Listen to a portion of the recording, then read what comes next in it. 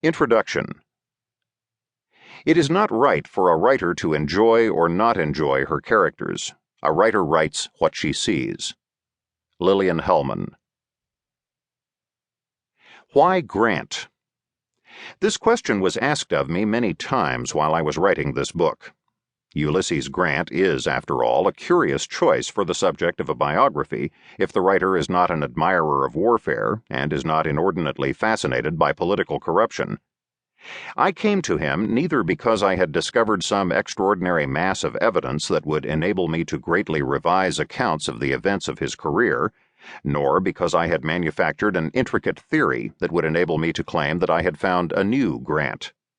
No amount of revision is going to change the way men died at Cold Harbor, the fact that men in the whiskey ring stole money, and the broken hopes of black Americans in Clinton, Mississippi in 1875.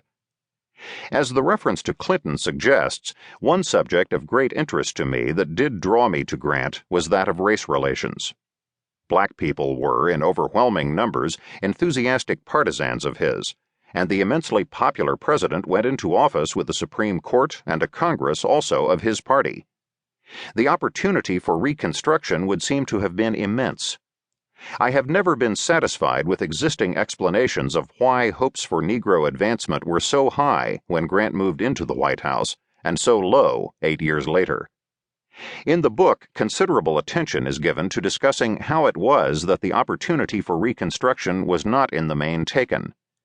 But even the examination of Grant's role in racial matters, as important as I believe it to be, is not justification for a biography.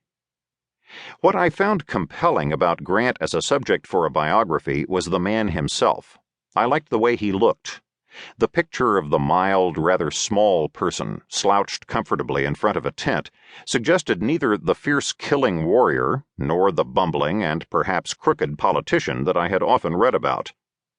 Looks can be deceiving, of course, but they are not necessarily so. There is almost no glamour in the figure. Despite the attempts of countless eulogists, he cannot be made into a Wellington or a Napoleon. It is significant that Grant himself was nicely crotchety about such comparisons, particularly those to Napoleon, whom he detested. There was in Grant neither the sensuous power of the Corsican nor the force of the Iron Duke. He was a more relentless warrior than either, and yet remained the ordinary man seen in his pictures. What was such a man doing commanding the armies of the Republic and then serving as its president? There are historians who, when asked to contemplate Grant, insist that he must have had some secret greatness hidden within him that allowed him to accomplish what he did. They speak of the quality almost as if it were some special organ implanted in the bodies of a particular few. I leave to others the problem of accounting for a Mozart or a Marx, but I am convinced that Ulysses Grant had no organic, artistic, or intellectual specialness. He did have limited, though by no means inconsequential, talents to apply to whatever truly engaged his attention. The only problem was that until he was nearly 40, no job he liked had come his way, and so he became general and president because he could find nothing better to do. This seemingly flippant remark is made out of respect for the dilemma posed by Ulysses Grant.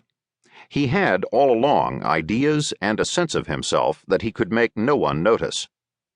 Those who search the past exclusively for greatness are frequently unmindful of the extent to which ideas fill the minds of ordinary people.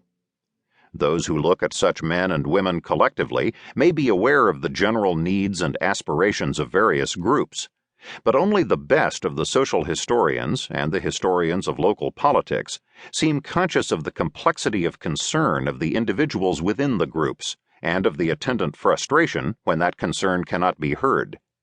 People assume that had fame not come to them, Ulysses and Julia Grant, being unheard, would have had nothing to say. The Grants never thought of themselves as ordinary.